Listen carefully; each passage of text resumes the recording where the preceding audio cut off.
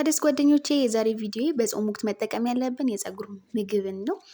ይህ ምግብ ከአቮካዶ እሬት እንዲሁም ደግሞ ከ5 አይነት ግብአቶች ያዘጋጀሁትን ቅባት ተጠቅሜ ቆንጆ የፀጉር ምግብ እሰራለሁኝ። ቅባቱ እንዴት እንዳዘጋጀሁት በሌላ ቪዲዮ አሳያችኋለሁ።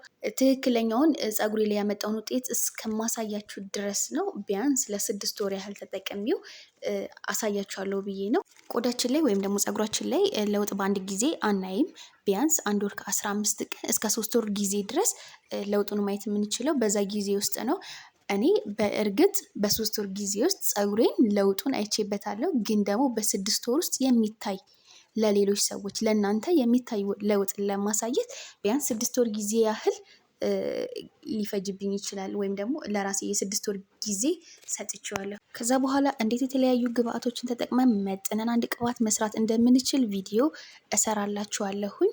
እንዳያችሁት ነው በደንብ አድርጌ ቀላቅያለሁኝ። ግን ደግሞ ቀጫ ስላለው ማጥለል አለብኝ። በንጹህ ቲሸርት የማለብሰው ቲሸርት ነው። ዛንዚራ አይነት ቴክስቸር ስላለውኝ በሱ አጠለዋለሁኝ። ስሙዚ ሆኖልኛል። ፀጉሬ ላይ አፕላይ ለማድረግ እንዲሁም ደግሞ ስታጠበው አልወጣም ብሎ እንዳያስቸግረኝ ነው ይሄንን የማደርገው። እንደዚህ አይነት ማስክ ስታዘጋጁ ሙዝ መጨመር ትችላላችሁ። እኔ ግን ሙዝ አልጨምርበትም ብዬ አቅቶኝ ነው የተውኩት። አይወጣልኝም። ከጥቅሙ ጉዳቱ ነው የሚያመዝነው። ሙዝ መጠቀም ለኔ ፀጉር እናንተ የሚስማማችሁ ከሆነ መጨመር ትችላላችሁ።